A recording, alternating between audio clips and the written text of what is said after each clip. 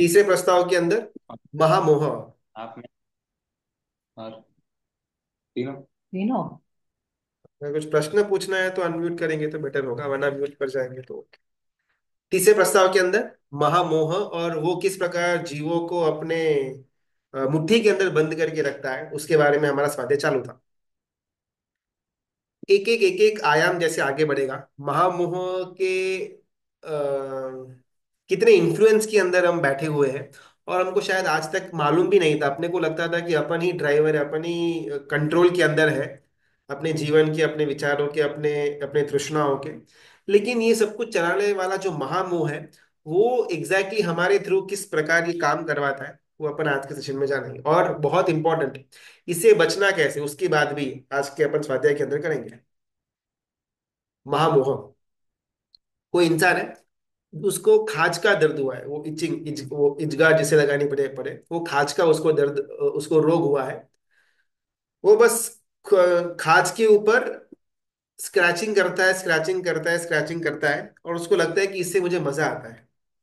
उनको कभी कुछ छोटा मोटा लगा हुआ, कोई मच्छर वच्छर वगैरह काटा हुआ हो ना, तो अपने को लगता है कि बस खुजली करते रहेंगे, कुछ खुजली करते रहेंगे। लेकिन वो खुजली करने के बाद कभी कभार वो जगह रेड हो जाती है, कभी कभार उसमें से थोड़ा बहुत खून भी निकलता है, चमड़ी भी बाहर निकल जाती है, लेकिन फिर भी हमारा उसको खुजाना बंद नहीं होता।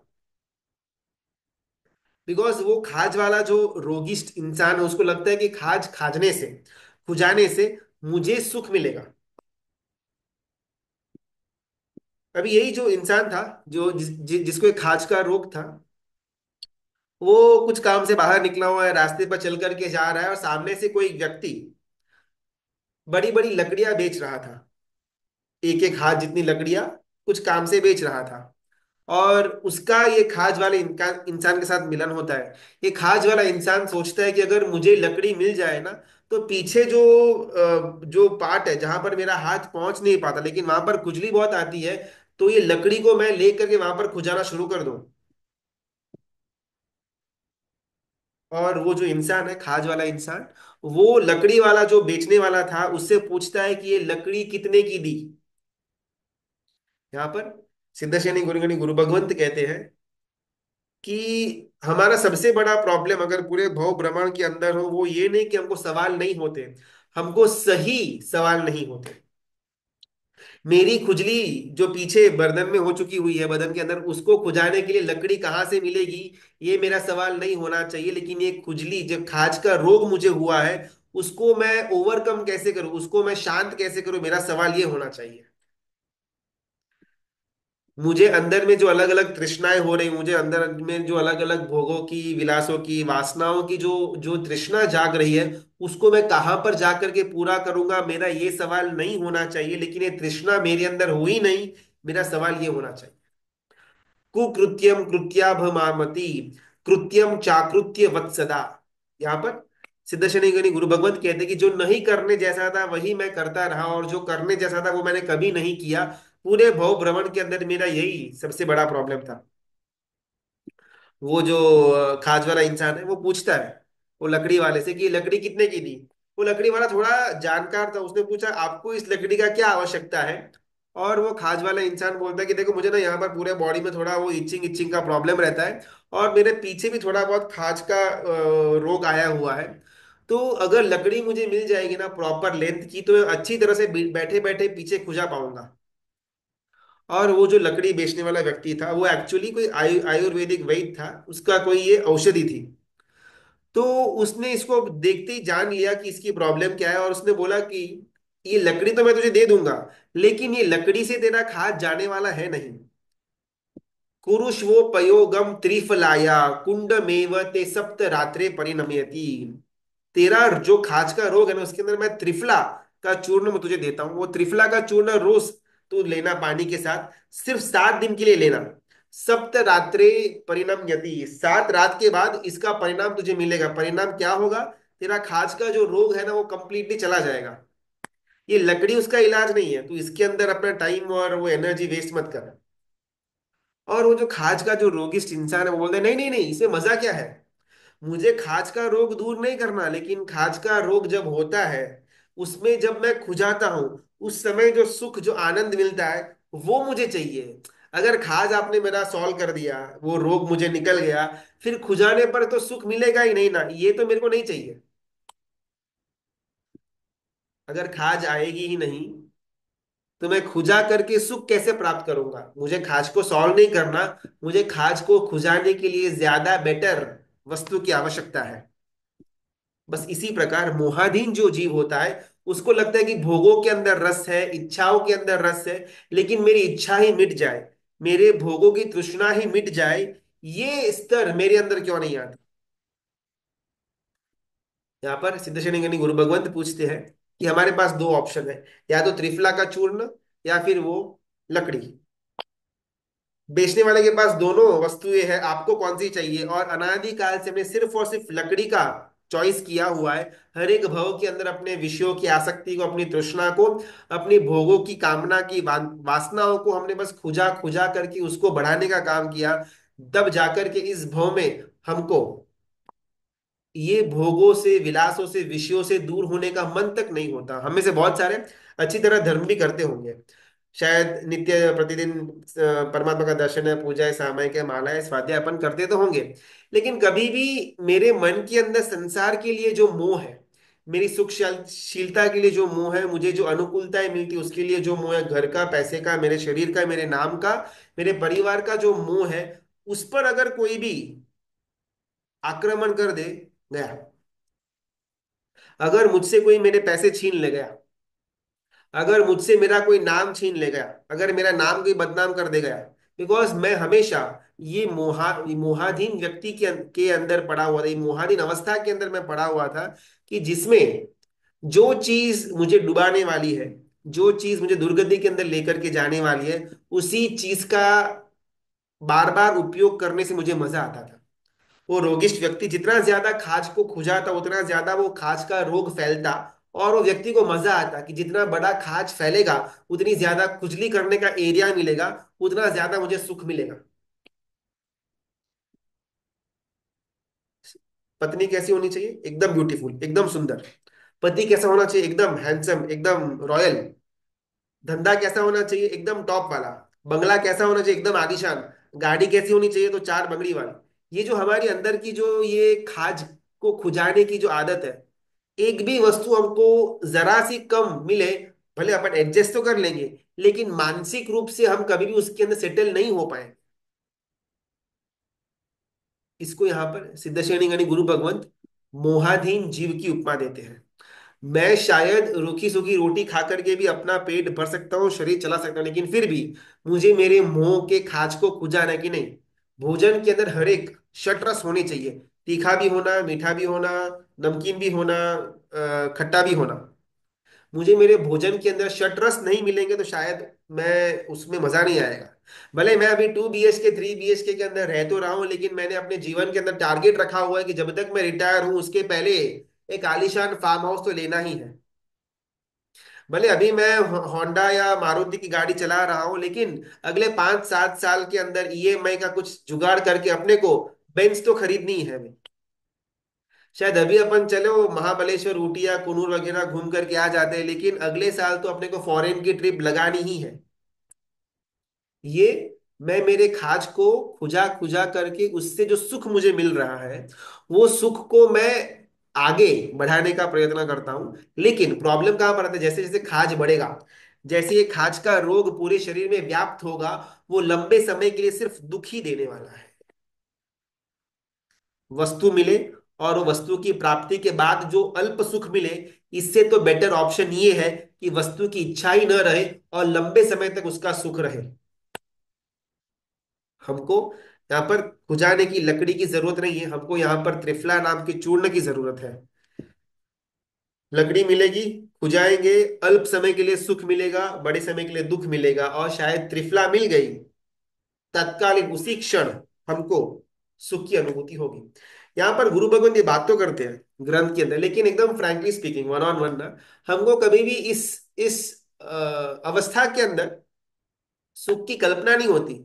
अपने को अगर इंडिविजुअली ऑप्शन दिया जाए कि आपको उपवास करना है या फिर आपको आपका मनपसंद भोजन खाना है, तो मेरा माइंड में सबसे पहली चॉइस मनपसंद भोजन की होगी। भाई भूखा कौन रहेगा, उसमें थोड़ी मजा आता है।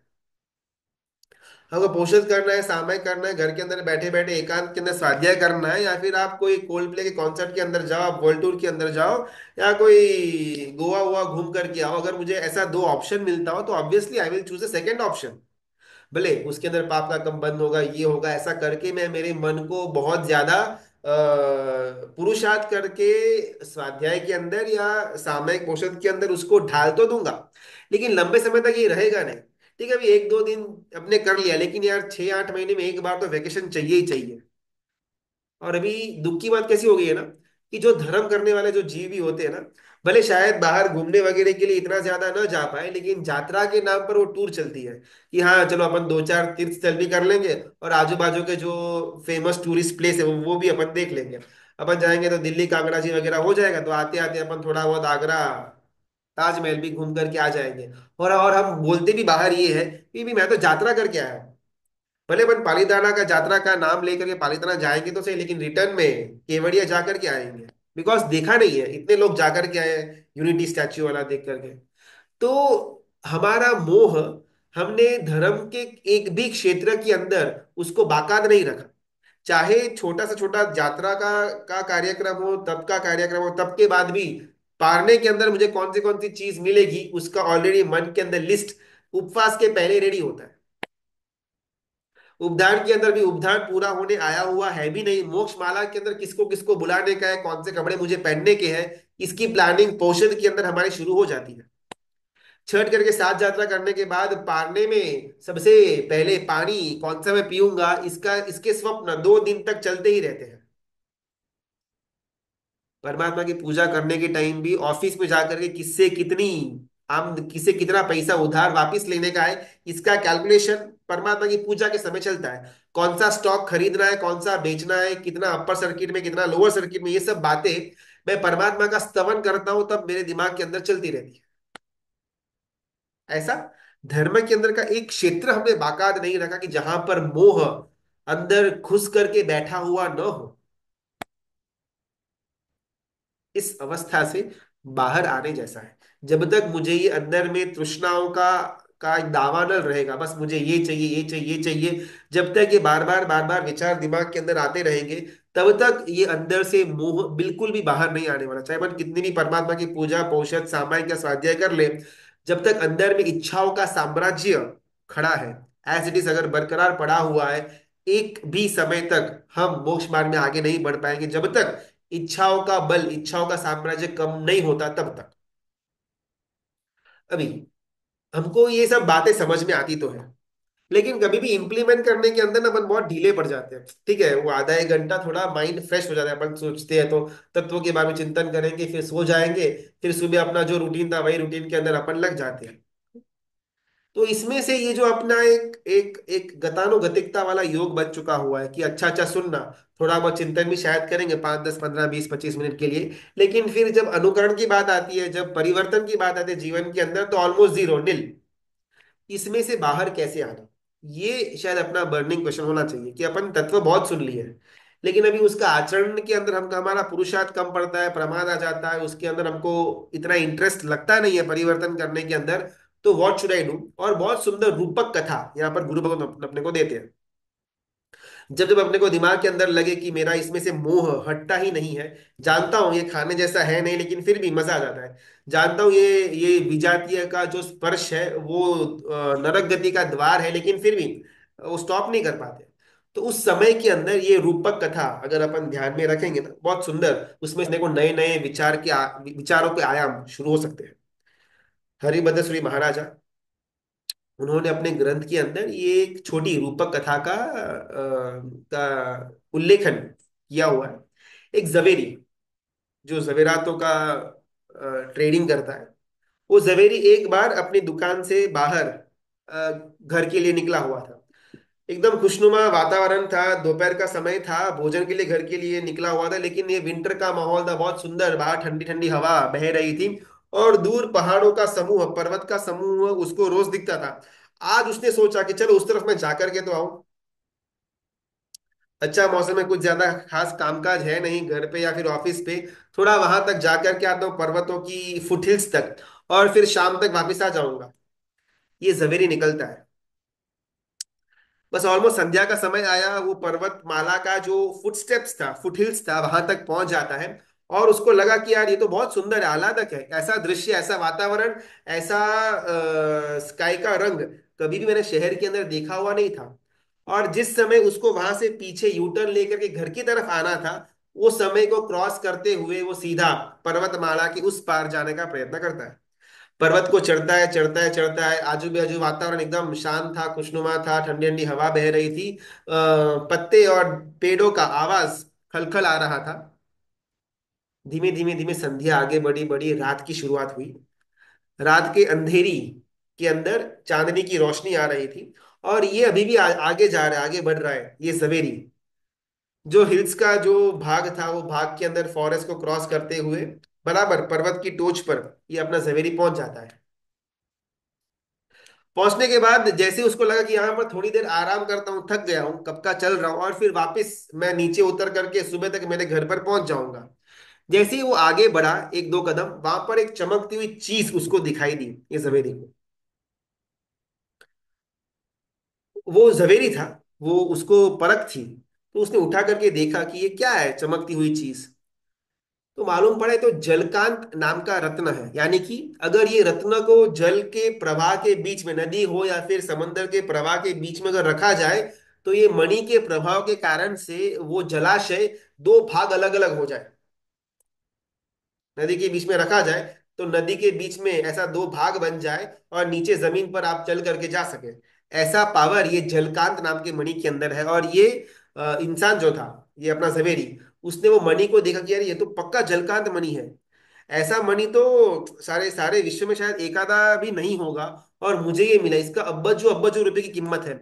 मैं चलो इसको अपनी बैग के अंदर रख देता हूँ, अगर कल जाकर के मैं मार्केट में बेचूंगा ना, मेरी पूरी 7 पीढ़ी बैठे बैठे खाना खाए फिर भी पैसे कम न हो, इतना धन मुझे ये एक रत्न दे सकता है।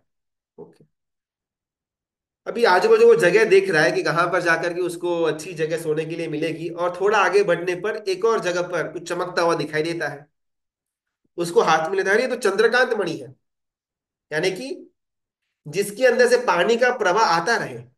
बस मणि को अगर यहाँ पर रखा हुआ हो, तो मणि में से पानी बस बाहर निकलता रहे अपने आप। ये भी बहुत खूबी वाला रत्न है। अगर इसको मैं बेचूंगा ना मार्केट के अंदर, इसके भी अब्बजों में मुझे मिलेंगे। उसको उठा करके अपनी बैग झोले के अंदर रख देता है।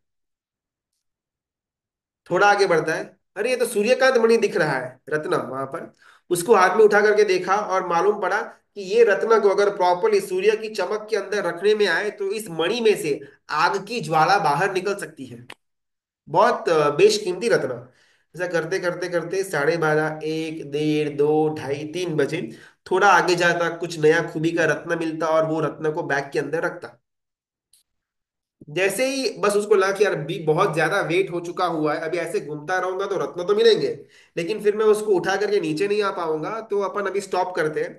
और जैसे ही बैठने के लिए जाता है, वहां पर बैठने की जगह पर एक बहुत बड़ा रत्न पड़ा हुआ था। उसकी आंखें चकाचौंध हो गई कि ये तो पारसमणि रत्न है। यानी कि किसी भी लोहे के साथ इसका स्पर्श अगर करवाने में आए, तो वो लोहा सोना बन जाए।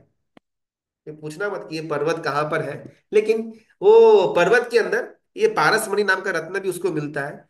ये जवेरी सोचता है कि ये बाकी के जितने भी रत्न है ना, उसका मूल्य एक तरफ, और सिर्फ एक पारसमणि का मूल्य एक तरफ, लेकिन फिर भी सबको साथ में लेकर के मैं जाऊंगा, वेट तो इतना कुछ है नहीं, पहुंच सकते हैं।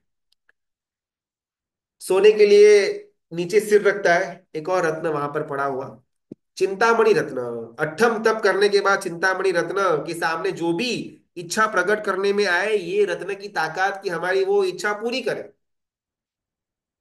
बस अभी बहुत हो गया, अभी नींद नहीं आ रही है ये जवेरी को कि यार अभी कोई आ गया तो पूरा का पूरा अपना हाथ का सामान निकल जाएगा। चुपके से सारे के सारे रत्न प्रॉपरली जो झोली थे उसकी सेटिंग करके अभी ये जवेरी नीचे निकल रहा है। लगभग 3:30 4 बजे के आसपास उसने ऊपर से प्रयाण नीचे की तरफ किया, थोड़ा थोड़ा थोड़ा थोड़ा करके एकदम केयरफुली चल करके नीचे आ रहा है। सुबह का 5:30 6 बजे का समय था, बस दिख रहा है कि 2 3 फार्म्स ही बाकी है, उसके बाद नगर की शुरुआत होने वाली है। और वो उसी का नगर था। और उसको लगा कि यार एक बार मैं ना यहाँ पर बैठ करके देख लूं कि जितने भी रत्न मुझे मिले हुए थे ना, वो रत्न सब सही सलामत तो है ना, रास्ते में कुछ गिर नहीं गया ना, वरना वहां नगर से वापस यहाँ तक रिटर्न आना पड़ेगा। एक पेड़ की छांव के अंदर बैठा, लेफ्ट और राइट देखा कि कोई और मुझे देख तो नहीं रहा ना। कोई देख नहीं रहा था। सुबह के 6 सवा 6 बज चुके थे। और वो इंसान अपनी झोली में जितने भी रत्न थे उसको झोली को नीचे रखा और उसमें से एक रत्न बाहर निकाला। सूरज बाहर निकल चुका हुआ था। सूरज की रोशनी में वो रत्न को रखता है। जलकांत रत्न था। उसकी उसके उसने जो वहां से उठाया हुआ था वो, कि अभी इसमें से पानी का प्रवाह बाहर निकलेगा। और जैसे ही सूर्य की तरफ रखता है वो रत्न को, मालूम पड़ा इन्हें रत्न नहीं, ये तो कांच का टुकड़ा है। थोड़ा आगे पीछे देखा, अरे ये तो 2 4 रुपए का भी इसका मूल्य नहीं है। उसको एकदम से फेंक दिया बाहर कि शायद ये कोई कचरा अंदर मिक्सिंग हो चुका हुआ है। चलो कोई बात नहीं, अपने पास तो पूरा का पूरा बैग भर करके रत्न है। सेकंड रत्न उसमें से बाहर निकाला, देखा अरे ये तो रत्न नहीं है, ये तो पत्थर है। फेंक दिया। तीसरा निकाला, रत्न नहीं है, टाइम पास है, प्लास्टिक की चीज है। फेंक दिया। चौथा, पांचवा, छठा, पूरी की पूरी झोली खाली हो गई। सुबह की रोशनी के अंदर मालूम पड़ा कि पूरी की पूरी रात जो इकट्ठा कर रहा था उसमें रत्न वत्न कुछ भी नहीं था। वो सिर्फ प्लास्टिक का, ग्लास का, भंगार का सामान था। इस घटना के अंतिम में हरिभद्र सुरेश्वर जी महाराजा प्रश्न करते हैं कि वो जो इंसान था, वो जो जवेरी था, उसको देखने के अंदर भूल हो गई थी। वो बराबर समझ नहीं पाया, अंडरस्टैंड नहीं कर पाया कि वो रत्न नहीं है, वो भंगार का सामान है। जब अंधेरा था, जब रात्रि का समय था, उसको भंगार भी रत्न समान लगता था। पारसमणि रत्न नि, चिंतामणि रत्न नि, जलकांत और सूर्यकांत वगैरह, और उसको इकट्ठा कर करके अपनी झोली के अंदर भर रहा था। लेकिन जैसे थोड़ा उजाला हुआ, जैसे अंधकार मिटा, उसका जो वास्तविक स्वरूप था वो भंगार का, वो भंगार का वास्तविक स्वरूप का ज्ञान ये झवेरी को हो गया। और तत्कालीन उसको फेंक दिया कि अभी इसको झोले में भर करके ये सब भंगार आइटम को घर पर लेकर के जाने का कोई फायदा नहीं है। इसको इधर ही फेंक देते हैं। शायद रात को 2 3 4 बजे जब वो पर्वत से नीचे चल करके आ रहा था, उस समय अगर अगर कोई चोर लुटेरा डाकू आ जाते उसका झोली उसे छीनने के लिए, तो शायद वो जवेरी अपनी जान का जोखिम करके भी वो थैली को बचाता। पूरे 7 पीढ़ी को कंप्लीटली सुख के अंदर रख सके, उसकी सामग्री इस झोली के अंदर है। भले मेरे प्राण जाए लेकिन मेरी अंतिम श्वास तक मैं इस झोली को बचा करके रखूंगा। स्वाभाविक था। जैसे ही वो 4 बजे का जो विचार था, अभी 6 बजे के आसपास ये सेम झोले की वस्तु ये जवेरी खुद उठा करके बाहर फेंक रहा है।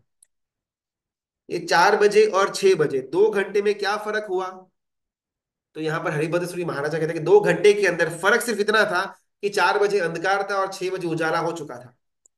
हमारे जीवन के अंदर भी हमने झोले के अंदर अलग अलग रत्नों को समझ करके हमने भंगार इकट्ठा करके रखा हुआ है कि ये मेरा पैसा अगर मेरे पास होगा, मेरी 7 पीढ़ी दरिद्र की बिना अपना जीवन बिताएगी। मैंने पैसों को रत्न समझ करके झोली के अंदर डाला। ये मेरी पत्नी है, जीवन भर मेरे साथ रहेगी, मुझे इससे सुख मिलेगा ऐसा समझ करके एक रत्न है झोली के अंदर डाला। ये मेरा पुत्र है, मेरी पुत्री है, मेरी सेवा करेंगे, मेरे जीवन के अंतिम श्वासों में मेरी हेल्प करेंगे ऐसा समझ करके, इसको रत्न समझ करके मैंने झोली के अंदर डाला।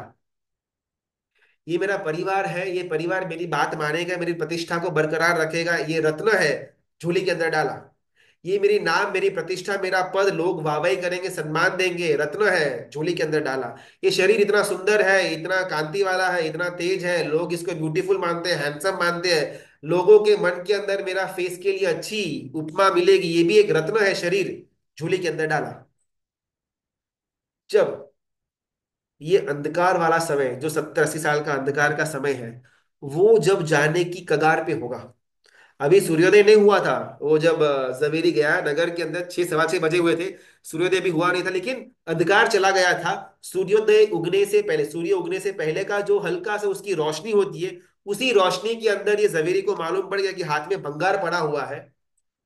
हमारे जीवन में कब सूरज आएगा मालूम नहीं, लेकिन जब जीवन का अस्त होगा, जब हमारा ये भव, ये जीवन के ऊपर का नाटक का पर्दा गिरेगा, तब जाकर के हमको मालूम पड़ेगा कि जो जो झोली के अंदर मैंने भरा हुआ है ना, ये सब कुछ तो भंगार था।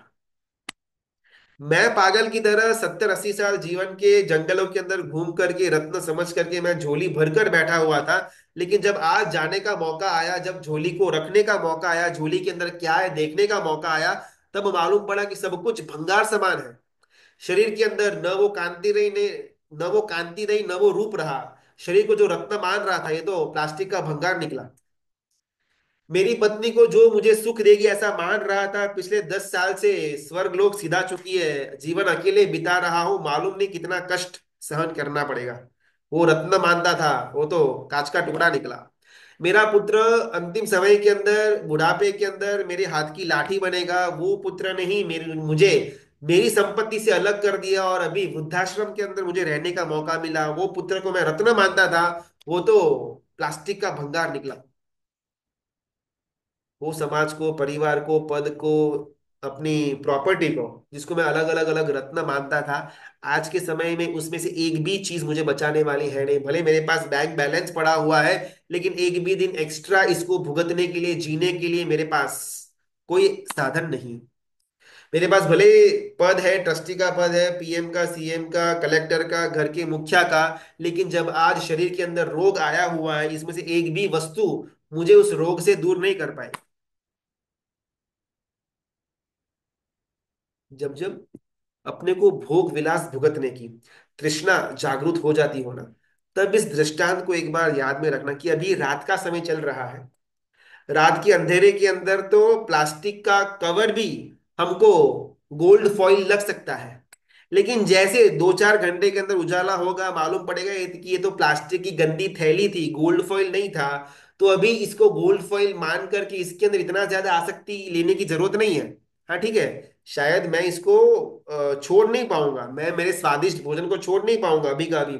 शायद मैं मेरे परिवार को, धन को, मेरी नौकरी को, मेरे धंधे को, मेरे पद को छोड़ नहीं पाऊंगा, लेकिन ये मेरा है, मेरा है, मेरा है, ये जो मेरी अंदर की भ्रमणा है, उसको तो मैं छोड़ ही सकता हूँ। ये घर मेरा है, ये घर मेरा है, ये पैसे मेरे हैं। इन सारी पुद्गलिक वस्तुओं के अंदर जो मैं अपने पने का भाव लेकर के बैठा हुआ हूं, उसको तो मैं छोड़ ही सकता हूं। और ये शुरुआत हमको ये स्वाध्याय के द्वारा करनी है। जो अंधकार के अंदर होता है ना, उसको उजाले के अंदर लेकर के आना इजी है। जो उजाले के अंदर ऑलरेडी पड़ा हुआ है, उसको तो कोई फिक्र है नहीं। प्रॉब्लम है बीच वाले इंसान की, कि जो सूर्य के नीचे बैठा हुआ है, लेकिन अंधकार से घिरा हुआ है, उसको उजाला क्या होता है इस ये समझना बहुत डिफिकल्ट। कोई अब्बजोपति है, उसको भिखारी क्या होता है ये इजी समझा सकते हैं। जो भिखारी है, उसको अब्बजोपति कैसा होता है ये समझाना पॉसिबल है।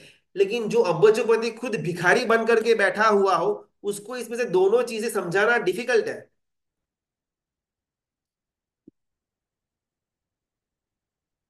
हमारी दशा कैसी है अपन जानते हैं, कि ये संसार असार है, ये ब्ला ब्ला ब्ला ब्ला ब्ला। लेकिन इसमें से बाहर निकलने की बात आए, आसक्ति को दूर करने की बात आए, इम्पॉसिबल। ये ऐसी बात हो गई कि सूर्य के नीचे बैठे हुए, तत्वों के नीचे बैठे हुए, तत्वों को समझकर बैठे हुए, परमात्मा की वाणी का श्रवण कर रहे हैं, परमात्मा का स्पर्शन रोज कर रहे हैं, यानी कि सूर्य के नीचे बैठे हुए हैं, लेकिन अंधकार से घिरे हुए हैं। ये जो हमारा डेंजरस स्टेज है, जिसके अंदर हमने औषधि ले भी ली, लेकिन वो औषधि काम नहीं कर रही, और अभी हमारे मन में डाउट्स हो रहे हैं कि औषधि सही मायने के अंदर काम करती भी थी या नहीं। मुझे कोई फेक मेडिसिन तो नहीं मिली ना? क्या सही मायने के अंदर ये सब कुछ छोड़ने पर, आसक्ति छोड़ने पर सुख मिलेगा? बिकॉज मुझे लगता तो नहीं है। हम वो डेंजरस स्टेज के अंदर बैठे हुए हैं। महामोह, रामायण के अंदर की ना एक घटना है। प्रभु श्री राम जब सीता माता का जब हरण होता है, तब सबसे पहले वो अंगद को भेजते हैं, जो किष्किंधा नाम की नगरी का विद्याधर राजा था, अंगद। वो अपनी विद्याधर शक्ति से हवा के मार्ग, आकाश मार्ग से रावण की जो लंका थी वहां पर पहुंच जाता है, और रावण को चेतावनी देता है कि ऐसा प्रभु श्री राम ने मुझे भेजा हुआ है। और वो नहीं चाहते कि एक स्त्री के लिए खून खराबा हो, लाखों लोगों सैनिकों का यहाँ पर मृत्यु हो। तो मेरी रिक्वेस्ट है उनके द्वारा कि आप उनकी पत्नी को छोड़ दें, और वो चुपचाप यहाँ से चले जाएंगे। और रावण मद के अंदर हंसता है कि जो भी राम फाम जो भी हो, तेरा मालिक, तेरा तेरा सेठ, उसको बोल दे कि यहाँ पर आकर के मेरे साथ बात करे, ये कायरों की तरह दूत वगैरह मत भेजे। अगर क्षत्रिय है तो आकर के युद्ध करे, युद्ध के अंदर फैसला होगा कि ये सीता किसकी। और अंगद बहुत सुंदर उस समय डायलॉग लेते हैं। अंगद रावण से कहते हैं कि मैंने जीवन के अंदर ना बिना आंखों वाले अंध इंसान को देखा हुआ है, लेकिन जिस इंसान की 20-20 आंखें हो फिर भी वो अंधा, ये मैं पहली बार देख रहा हूं।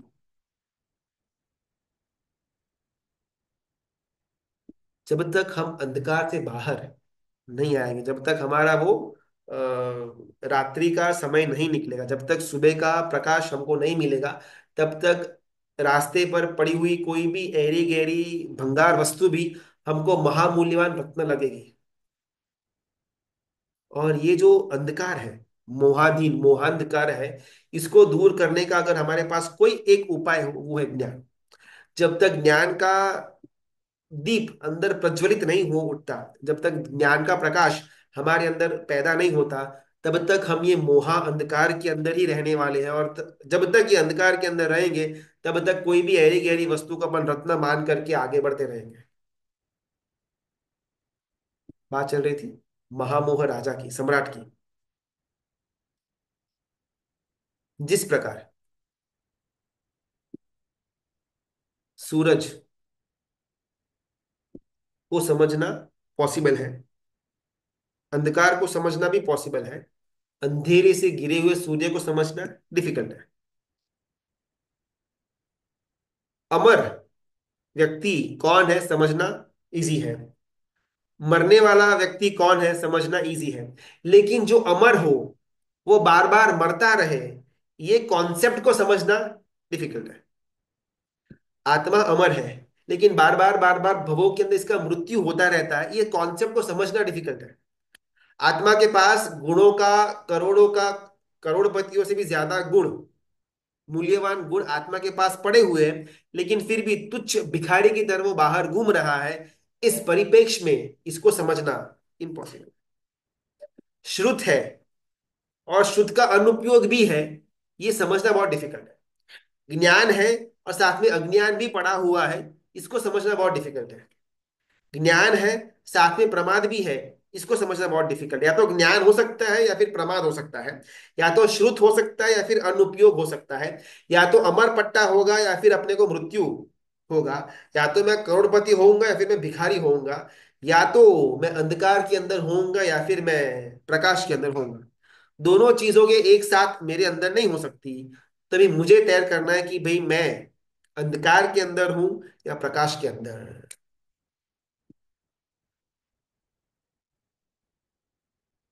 अपने यहाँ पर ना मुख्यत्व से दो नए आते हैं, निश्चय नय और व्यवहार नय।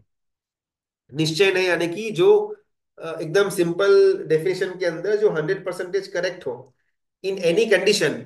निश्चय नय इज ऑलवेज राइट।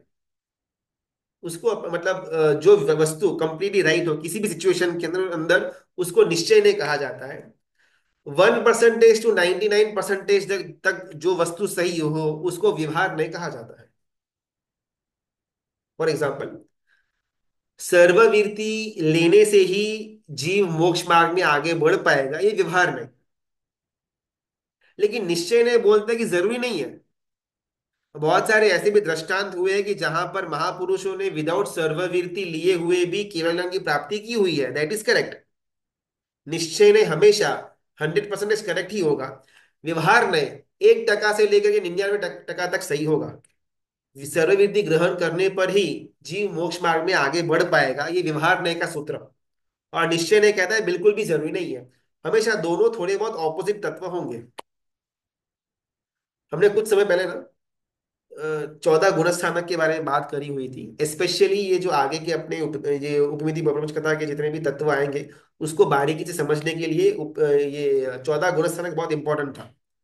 अभी उसमें अगर थोड़ा बहुत याद हो तो सबसे पहला वो मिथ्यात्व दृष्टि का गुणस्थानक आता है, चौथा अविरत सम्यक दृष्टि का, दो तीन तो नीचे आने के टाइम यूज होते हैं। पांचवा आता है देशवीरति सम्यक दृष्टि गुणस्थानक। छठा प्रमथ संयत, सातवां अप्रमथ संयत, यानी कि जिन्होंने दीक्षा ली हुई हो उनको छठा और सातवां। और आठवें गुणस्थानक के ऊपर से दो अलग अलग सीढ़ियां आती है, एक उपशम श्रेणी और एक शपक श्रेणी। इतना काफी। अभी निश्चय नय की व्याख्या से 14 गुणस्थानक नाम का कोई तत्व नहीं है। जीव या तो पहले गुणस्थानक पर होगा या फिर आठवें के ऊपर होगा। निश्चय नय के एंगल से 2, 3, 4, 5, 6, 7 एग्जिस्ट करते ही नहीं है। जीव या तो मिथ्यात्वी होगा, पहले गुणस्थानक के अंदर पड़ा हुआ होगा, या फिर जैसे उसके अंदर शुभ ध्यान की धारा प्रगटेगी, वो सीधा आठवें गुणस्थानक के ऊपर उपशम श्रेणी या फिर शपक श्रेणी के द्वारा आगे बढ़ेगा। ये सम्यक्त्व की प्राप्ति हो, जीव देश रीति को स्वीकार करे, सर्वरीति को स्वीकार करे, ये सब बातें निश्चय नहीं के एंगल से कोई इसका यूज लगता नहीं है। व्यवहार ने के एंगल से अगर आठवें गुणस्थानक तक जीव को पहुंचना हो, तो 2, 3, 4, 5, 6, 7 उसका मार्ग बनता है। भले हर एक स्टेप पर जाना रुकना शायद जीव के लिए अनिवार्य न भी हो, जीव पहले से डायरेक्टली 4 से 8 तक भी पहुंच जाए या 4 से 12, 13 तक भी पहुंच सकता है, लेकिन नॉर्मली ये क्रम को समझने के लिए अलग अलग अलग जो गुणस्थानक रखे हुए हैं इसके ऊपर जीव आएगा, ऐसी अपन मन के अंदर एक विचारधारा रख सकते हैं। ये अनिवार्य नहीं है। यहां पर सिद्धेश्वरी यानी गुरु भगवंत कहते हैं कि निश्चय नहीं की धारा से भले अपन संसार न छोड़ पाए, व्यवहार नहीं की धारा से भले अपन संसार न छोड़ पाए, व्यवहार नहीं की धारा से भले अपना शायद चौथा गुणस्थानक पर आकर के अपन अटक जाए, अपना अविरत सम्यक दृष्टि का गुणस्थानक हो, अपन शायद श्रावक के अनुरूप ज्यादा आचरण भी न कर पाए, पांचवें तक भी अपन न पहुंच पाए, चौथे के अंदर अपना स्टॉपेज हो जाए व्यवहार नहीं की दृष्टि से। लेकिन यहाँ पर सिद्धेश्वरी गुरु गुरु भगवंत कहते हैं कि अगर अपन निश्चय नहीं की दृष्टि से देखें, तो चाहे वो श्रावक हो, सम्यक्त्वी हो, या फिर भले उसने दीक्षा भी ले ली हुई हो, अगर वो जीव सातवें से ऊपर नहीं पहुंचा, तो हर एक जीव पहले गुणस्थानक पर ही खड़ा है। जिस क्षण जीव के अंदर ज्ञान का प्रकाश होगा, जब वो ध्यान मुद्रा ध्यान क्रिया के अंदर आगे बढ़ेगा, उस समय जीव डायरेक्टली आठवें गुणस्थानक पर पहुंच जाएगा और फिर वहां से उसका ऊपर का स्थान चालू है। ये बात रख करके यहाँ पर सिद्धेश्वरी यानी गुरु भगवंत कहते हैं कि उनका टारगेट ये नहीं है कि ये श्रोता जितने भी ये ग्रंथ का स्वाध्याय कर रहे हैं, ग्रंथ का पठन कर रहे हैं, वो हर एक के हर एक जीव दीक्षा ले ले, तपस्या के अंदर आगे बढ़ जाए या सर्ववीर्ति के अंदर आगे बढ़ जाए, सबका अंदर ये ताकत हो या फिर सब लोग ये करे, ये पॉसिबल नहीं है और ये इनका दृष्टिकोण भी नहीं है। बिकॉज ये तो व्यवहार नहीं की व्याख्या हो गई। सिद्धेश्वरी गुरु गुरु भगवंत कहते हैं कि भले संसार बाहर से हमारा कम न हो पाए, लेकिन भीतर में रहा हुआ संसार हमारा कम होना ही चाहिए। पहले के क्लासेस के अंदर अगर आपने ध्यान दिया हुआ हो, तो सर्ववीरती को लेकर के बहुत ज्यादा हाईलाइट में उसको रखा गया था कि दीक्षा लो, नहीं ले, नहीं ली, नहीं ली, संसार के अंदर पड़े हैं, ये है वो है। और जब मालूम पड़ा कि शायद ये सबके लिए पॉसिबल न हो, तो सिद्धेश्वरी गुरु गुरु भगवंत ने निश्चय नहीं का एंगल लेकर के यहाँ पर जीव को आगे बढ़ाने का प्रयत्न किया कि भले कुछ कारण से शायद संसार बाहर से त्याग न भी हो पाए, व्यवहार रूपी आपका संसार पड़ा रहे, ओके, लेकिन मन से तो संसार का त्याग हो सकता है या नहीं। और जैसे अपने को ये तत्व मिलता है कि यार मन से अगर संसार का त्याग हो सकता है, तो कैसे, स्टेप्स क्या है। क्योंकि अगर मुझे बाहर से संसार का त्याग करना हो, तो उसका एक स्टेप है कि मैं गुरु भगवान को ढूंढूं, उनके गुरुकुल वास के अंदर रहूं, योग्यता मेरे अंदर डेवलप हो, मुमुक्षु की कैटेगरी के अंदर मैं आऊं और मैं सर्वविधि को ग्रहण करूं। ये स्टेप करूंगा तो मेरा संसार धीमे धीमे धीमे करके अल्प होगा और छूट जाएगा। लेकिन जब मन के अंदर संसार की को खत्म करने की बात आए, तो वो पॉसिबल कैसे। और उस बात को डायरेक्टली हम पर इंप्लीमेंट करना होगा, बिकॉज इसके अंदर किसी को कोई भी बाधा आने का चांस नहीं है, बिकॉज सब कुछ मानसिक रूप से होगा। जब वीर परमात्मा ने कोई भी तीर्थंकर परमात्मा जब शासन की स्थापना करते हैं, हमको लगता है शासन यानी कि बाहर का ये तीर्थ, ये गुरु भगवंतों का समूह, ये धर्म का स्थान वगैरह। तो शासन की स्थापना परमात्मा ने, ये शासन की स्थापना नहीं करी हुई थी। परमात्मा ने करेमी भंते सूत्र का उच्चारण करके अंतर में शासन की स्थापना करी हुई थी। जितना जितना जीव समता का लाभ के अंदर रहे, समत्व भाव के अंदर रहे, जितना जितना जीव दुवियम तिविहेनम या फिर तिवियम तिविहेनम, मन वचन काया से सावध्य योगों का पाप का त्याग करे और जितना वो समत्व भाव के अंदर रहे, वो ही उसका शासन। शासन बाहर नहीं था। परमात्मा ने बाहर का शासन की स्थापना नहीं करी हुई थी। परमात्मा ने भीतरी शासन की स्थापना करी हुई थी, और वो भीतरी शासन को प्राप्त करने के लिए बाहरी एक अरेंजमेंट रखा हुआ था कि ऐसा अगर मंदिर बनाएंगे तो वहां पर भवि जीव आएंगे, परमात्मा की आकृति को देखेंगे, और अंदर में शुभ भाव आएगा, और अंदर में उसका वो जो शासन प्रगटवाना था वो प्रगटेगा। अगर गुरु भगवंतों की ऐसे श्रेणी होगी, गुरु भगवंतों के द्वारा वो जीव को ज्ञान मिलेगा, तो जो शासन का एक भाग था, गुरु भगवंत हो या फिर उपाश्रय हो, उसके द्वारा वो भवी जीव के अंदर में शासन जन्मेगा। कोई भी तीर्थंकर परमात्मा का उद्देश्य बाहरी शासन की स्थापना नहीं थी, लेकिन जीव के अंदर स्वयंभू उसके अंदर शासन की स्थापना हो, ये उनका उद्देश्य था। सिमिलरली यहां पर सिद्ध श्रेणी गुरु भगवंत कहते हैं कि बाहरी संसार आपका कम हो, ये सबसे पहला स्टेप। लेकिन अगर ये नहीं भी हो पाता है फॉर सम रीजन, फिर भी भीतरी हमारे अंदर रहा हुआ संसार हमारा कम हो, ये अति आवश्यक है। एक भी धर्म की क्रिया करने के बाद अगर मेरे भीतरी संसार को बिल्कुल भी आंच भी न आती हो, एक सूक्ष्म फ्रैक्शन ऑफ परसेंटेज भी मेरे अंदर का संसार कम न हुआ हो, वो धर्म की क्रिया नहीं थी, वो सिर्फ टाइम पास था। हाँ ठीक है, छोटा मोटा पुण्य का बंद कर देगा बिकॉज परमात्मा के शासन की क्रिया है, तो विफल तो नहीं जाएगी, लेकिन छोटा मोटा पुण्य बस मोक्ष मार्ग में आगे बढ़ाएगा तो बिल्कुल भी नहीं। किसी भी धर्म क्रिया के अंतिम में अगर मेरे अंदर में पड़ा हुआ संसार उससे कम न होता हो, तो वो धर्म की क्रिया नहीं कही जाती। अभी ये खुद निरीक्षण करना कि मैं इतने समय से शायद रोज पूजा करता होऊंगा, या फिर रोज मैं स्वाध्याय करता होऊंगा, रोज सामायिक या प्रतिक्रमण या फिर दान या गुरु भगवंत का व्यास इत्यादि अलग अलग अलग कोई ना कोई कार्य के अंदर अपन जुड़े हुए तो होंगे, और वो भी बहुत लंबे समय से। तो आज एक बार निरीक्षण करना कि इतने लंबे समय से मैं जो धर्म का कार्य, धर्म के अंग की सेवना कर रहा था, उससे क्या मेरे अंदर में पड़ा हुआ संसार कम हुआ?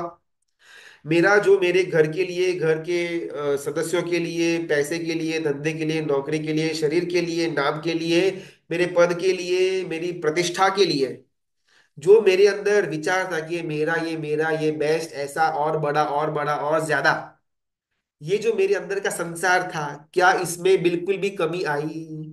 शायद 2 साल पहले, 5 साल पहले मुझे पैसे कमाने की जो आसक्ति थी, क्या थोड़ी भी कम हुई है? 2 साल 5 साल पहले जो मैं मेरे घर को मेरा मेरा मेरा मानता था, आज भी ये घर के अंदर ही मैं रहता हूँ, लेकिन अगर कल उठ कर के ये मेरा घर न भी रहे, फिर भी मुझे बहुत ज्यादा इससे दुख नहीं होगा। क्या अपने लिए मैं ये बात कर सकता हूँ? जिसको मैं मेरा बेटा करके कह रहा था, कल उठ कर के अगर वो कर्मवश होकर के मुझसे बात करना बंद कर दे, मेरे सामने देखना तक बंद कर दे, फिर भी मेरा समता भाव टिकेगा ना? कल उठ करके ये बॉडी के अंदर कोई बड़ा रोग आ जाए, कोई एक्सीडेंट हो जाए, अपन ऐसी इच्छा नहीं करते ऐसा किसी को हो, लेकिन कर्मवश अगर ऐसा कुछ हो जाए, फिर भी मेरे मन की समता बरकरार रहेगी, इतना मैं अपने लिए बोल सकता हूं। अगर ये नहीं है, तो दैट मीन्स कि अभी भी मैंने अपने आप को इन सब के अंदर देखा हुआ है। कितना विचित्र है। आत्मा ऐसा मानता है कि ये शरीर उसका है। आत्मा ऐसा मानता है कि ये घर उसका है। आत्मा ऐसा मानता है कि ये पैसे उसके हैं। पॉसिबल नहीं है। या तो हम खुद आत्मा है, ये हमने माना नहीं, या फिर हम शरीर है ऐसा ही अपन मान रहे हैं। इन दोनों में से कोई एक ही अवस्था हो सकती है।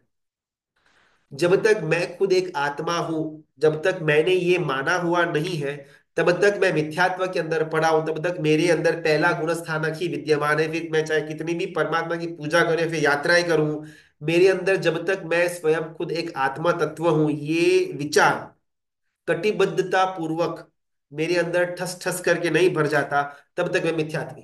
कितनी भी परमात्मा की पूजाएं मुझे मिथ्यात्व की टैग से दूर नहीं कर पाएगी। जितने भी धर्म के अंग थे, वो धर्म की अंगों का सिर्फ एक ही मतलब था कि मैं मेरे अंदर में शासन को प्रगटाऊं। मेरे अंदर में जो ये मान्यता, जो मोह ने अंधकार के अंदर मुझे रखा हुआ है कि ये मेरा ये बढ़ेगा तो मजा आएगा, मुझे पैसा मिलेगा तो मजा आएगा, मेरा परिवार फूलेगा फलेगा बढ़ेगा तो पैसों तो मजा आएगा, लोग मेरी वाहवाही करेंगे सम्मान देंगे तो मजा आएगा, मेरा शरीर सुंदर रहेगा मेकअप करूंगा तो मजा आएगा। ये जो मोह ने अंधकार के अंदर रखा हुआ था, इससे जब तक मैं बाहर नहीं आता तब तक मेरे द्वारा की गई धर्म क्रिया जीरो। कोई इंसान प्रयागराज त्रिवेणी संगम, जिसको पहले इलाहाबाद कहा जाता था, त्रिवेणी संगम में बैठा हुआ हो, इलाहाबाद प्रयागराज के अंदर बैठा हुआ हो, और वहां पर बैठे हुए वो व्यक्ति सहारा की लालसा करे, सहारा डेजर्ट की लालसा करे, ये कभी भी दिमाग में बैठता नहीं है। उसके वहां पर तीन तीन गंगा जमुना सरस्वती नदियों का संगम उसके वहां पर घर के बाजू में होता है, और फिर भी वो मनुष्य के दिमाग में इच्छा क्या होती है, मुझे सहारा डेजर्ट में रहना है। कोई मुकेश अंबानी जितना पैसे वाला हो, एंटीला के अंदर रहता हो, और वो मन के अंदर ये इच्छा करे कि वहां पर धारावी के अंदर एक छोटी सी झोपड़ी मुझे मिल जाए ना, बस मेरा काम हो जाए। और वो मुकेश अंबानी पूरा का पूरा अपना समय धारावी के अंदर किस प्रकार उसको झोपड़ी मिल सकती है उसके लिए वो व्यतीत कर दे, टेंशन के अंदर स्ट्रेस के अंदर रहे, ये कभी भी अपन समझ नहीं पाएंगे, ये पाएंगे कि भाई ऐसा हो ही नहीं सकता। एक बार मेरा आत्म तत्व जग गया, एक बार मैंने मान लिया कि मैं आत्मा हूं, फिर ये शरीर ये परिवार ये एक्स वाई जेड ब्ला ब्ला ब्ला, ये चीजों को अगर मैं मेरा मानूं, ये हो ही नहीं सकता। या तो मैं आत्मा हूं, मैंने ऐसा मान लिया, या फिर यही मैं सब कुछ हूँ, ये शरीर ये नाम ये परिवार ये संपत्ति ये सब कुछ ही मैं हूँ। दोनों में से कोई एक चीज हो सकती है, या तो मैं अंबानी हो सकता हूँ, या फिर मैं धारावी की झोपड़ी के पीछे भाग सकता हूँ। दोनों चीज पॉसिबल नहीं है। या तो मैं प्रयागराज के अंदर त्रिवेणी संगम के अंदर रह सकता हूँ, या फिर मैं सहारा डेजर्ट के अंदर रह सकता हूँ। दोनों चीज पॉसिबल नहीं है। तो मुझे अभी खुद नक्की करना है कि मैं आत्मा तत्व हूं, ऐसा मैं मानता हूं, या अभी भी मैं अपने आप को शरीर ये संबंध ये पैसा ये रूप इसी के अंदर मैं अपनी परिकल्पना करता हूं। सम्यक्त्व ना कोई आकर के देने वाला है नहीं, सम्यक्त्व बस विचार है। जितनी हमारे विचारों की शुद्धता, जितना हमारा विचारों के अंदर का शुभता, उसको सम्यक्त्व कहा गया हुआ है। अगर मैं मानता हूं कि यस आई एम कंप्लीटली, मैं बस आत्मा तत्व ही हूं, यहाँ पर एक छोटा सा रोल प्ले मुझे करना पड़ रहा है, बाकी इसके अंदर कोई ज्यादा मजा है नहीं, बोलने के लिए नहीं, लेकिन सही मायने में अगर मैं इसकी अनुभूति करता हूँ, हर एक क्षण हर एक कार्यों के अंदर अगर ये प्रतिबिंबित होता रहे, तो मैं समझी थी बस, फुल स्टॉप। लेकिन जब तक मेरे अंदर ये स्तर नहीं आया, अगर आज कोई मुझे गाली गलौज कर दे और मुझे बुरा लगे कि आपने मुझे कैसे खराब बोला, तब तक मैं मिथ्यात्वी। जब तक पैसों के लिए ही अपना सर्वस्व मैं दे दूं, दिन का 10 10 12 12 घंटा सब कुछ साइड में रख करके बस पैसा पैसा पैसा मेरे मन के अंदर चलता रहे, मैं 100% मिथ्यात्वी। नक्की हमको करना है कि हमको सम्यक्त्व की तरफ झुकना है, या मिथ्यात्वी बनते रहना है। जब तक मिथ्यात्वी रहेंगे तब तक अनंत संसार है। एक बार सम्यक्त्व की साइड आ गए, संसार टू द पॉइंट कट हो जाएगा। बात हमारे हाथ में है कि हमको कौन सी साइड चुननी है। चलिए, मित्रा की आज्ञा विरुद्ध कुछ भी बोला हुआ हो तो मिच्छा में निग्रह। इतने सालों से हमारे जो धर्म की आराधना है, क्रियाएं चल रही है होगी पर्सनली, एक बार बैठ करके निरीक्षण करने जैसा है कि ये धर्म क्रिया के द्वारा मेरे अंदर का संसार कम हुआ, एज इट इज रहा, या फिर बढ़ गया। बहुत बार होता कैसा है, धर्म की आराधना अपन कर तो लेते हैं, लेकिन भीतरी संसार हमारा फूलता फालता है। हमने वर्शिप कर तो लिया, लेकिन अभी खाने की लालसा और बढ़ गई। शायद पहले अपन इतना ज्यादा वो खाने के बारे में सोचते नहीं थे, लेकिन आज जब वशिष्ठम के अंदर उपवास होता है तो पूरा का पूरा दिन टल के व्यस्तता की चिंता मन के अंदर लगी रहती है। क्या मैं वो स्टेज में तो नहीं हूं ना कि धर्म की आराधना करने के साथ मैं मेरे भीतरी संसार को बढ़ाने का काम तो नहीं कर रहा ना। खुद का निरीक्षण करके देखने जैसा है। परमात्मा की आज्ञा विरुद्ध कुछ भी बोला हुआ हो तो गुरुजी। हाँ बोलिए। गुरुजी, काफी रिकॉर्डिंग्स बाकी है, भेजो ना हाँ अपनी हाँ, क्लास में। सॉरी सॉरी, हाँ 1 2 दिन में उसको मैं ट्राई करके भेज दूंगा। Okay, thank you. प्रणाम।